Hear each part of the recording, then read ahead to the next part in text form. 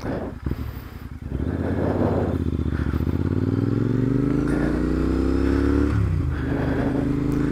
today we're going to take a little cruise down what we call the River Road,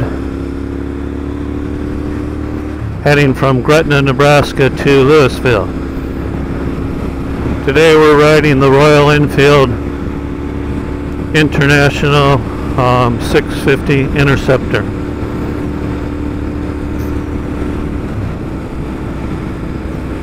So it's a nice day to get out for a little while before I head to work. And I thought I'd tell you all the great things that I just love about this bike. So first thing is, just about everything about it, it's very likable. It's a 649cc parallel twin. It's got the 270-degree crank like a lot of British bikes do. So it basically has the sound of a British bike. Just gotta love that part of it. It's pushing about 49 horsepower out of the factory, 38 foot-pounds of torque, and believe it or not, I'm getting about 70 miles to the gallon on this thing.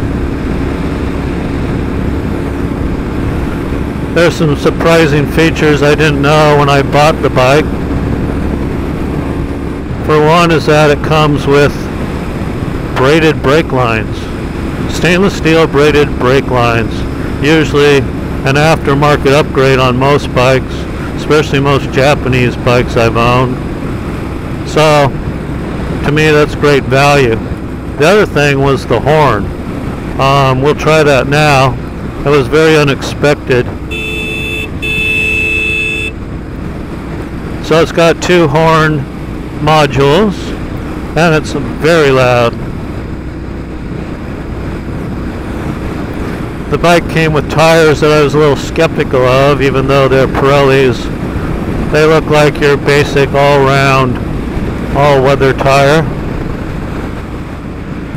But what I discovered was the bike corners exceptionally well. If you lean it over, it's got a lot of ground clearance, and I think it'd take quite a lot to ever scrape anything.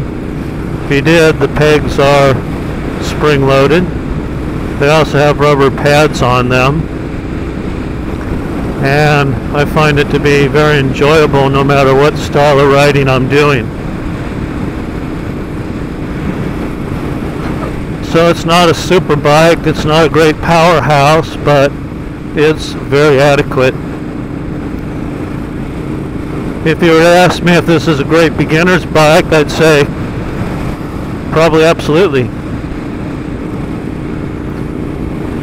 I do like the fact that it's very retro. It's air-cooled, oil-cooled. Brings me back to my early riding days, almost 49 years ago. When in the 1970s, most bikes were air-cooled. The performance is every bit the same of a bike from that era, if not better. It's fuel injected. That's a big plus. I'm sure anybody from the old days remembers screwing with the carburetors. It was never an enjoyable task. It's got adjustable valves. It's more than capable of adjusting those yourself. You don't have to use shims, they're regular tappets. We adjust them with feeler gauges, just like the old days. I had several Volkswagens back in my era, and they were air-cooled, valve adjustable, and I think I used to do that about every 2,000 miles because cylinder 3 was prone to like exploding the valves if you didn't keep them adjusted.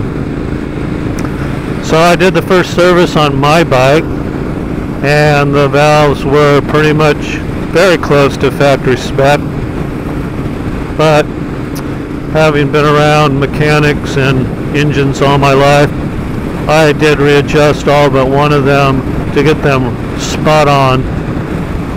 I don't believe I have to do another adjustment until I believe it's 5,000 miles on the bike.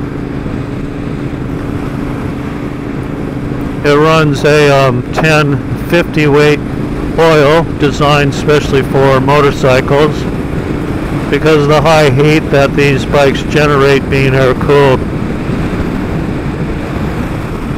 So what's the riding experience like? Well, it's got good acceleration, great torque, and the torque starts down low. As far as passing ability, it's more than adequate. In fact, you downshift to pass.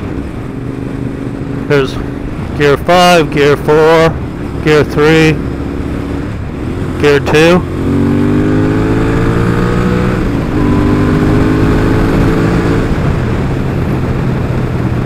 Not bad. So the bike came with great sounding pipes. Not too growly, not too loud. They have to meet EPA guidelines worldwide, I imagine. But I decided to do an aftermarket pipe. Mine are called Power Rage, and I did order them from a seller in India. Got them shipped FedEx, and they arrived in the middle of the United States of America in about 6-7 days, all for the grand total of around $330 US. I put this fly screen on to keep my gauges clean. I added fan grips. Fan grips are squishy and larger, and they really suit this bike great. I did add this little clock that I got from Amazon. It's a great addition because my life's busy and I always like to know what time it is. The analog gauges are terrific. Basically all you get is a speedo, a tachometer, and an odometer. It's only settable for trip miles, and it just fits the old school feel of the bike. I did put an aftermarket air cleaner on, and that, along with the pipes, really feels like I added a few horsepower and definitely got some more low-end torque out of the bike. The mirror's terrific. You can see everything in these mirrors. I just love them. Don't get a lot of vibration. They look fantastic and let you know who's coming up on you. Other than that, I think mine was called the Mark III. Came with this basic black tank. Well, I like to fool around with final graphics, so the bike looks like it's custom because nobody else has a bike looks just like mine. There's some beauty in that. I put some engine guards on down there, and that's in case of a low speed drop or, you know, low end slide. Hopefully it will protect my beautiful aluminum cases. Other than that, I have a friend from India who rode bikes there for 23 years before migrating to the US, and he said that the Royal Enfield is considered a premium bike there. He was quite impressed that I own one, and he did say that the one thing about workers in India is they take extreme pride in their workmanship, and at the end of the day they like to be extremely proud of the product that they put out. And I'll tell you, it really shows on this bike. Nothing about it I could complain about, and with my experience as an aerospace machinist in the past, the fit and finish is as good as any that I've seen. Well, thank you for taking this little cruise with me, and I'll be back with some more videos here real soon. So, subscribe, leave some comments. I love to answer your comments and enjoy them all.